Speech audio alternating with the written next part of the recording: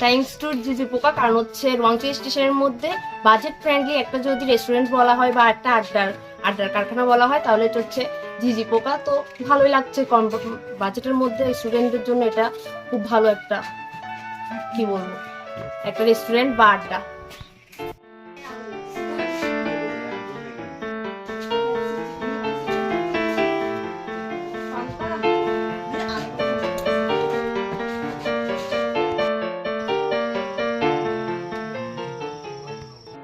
শহরের মধ্যে কাছাকাছি এরিয়ার মধ্যে আমার মনে হয় যে ফ্যামিলি নিয়ে বা বন্ধু বান্ধব নিয়ে আড্ডা দেওয়ার জন্য বা কম বাজেটে খাওয়া দাওয়া করার জন্য ঝিঝি পোকা আশা করি আপনাদের কাছে বেস্ট অপশন হতে পারে।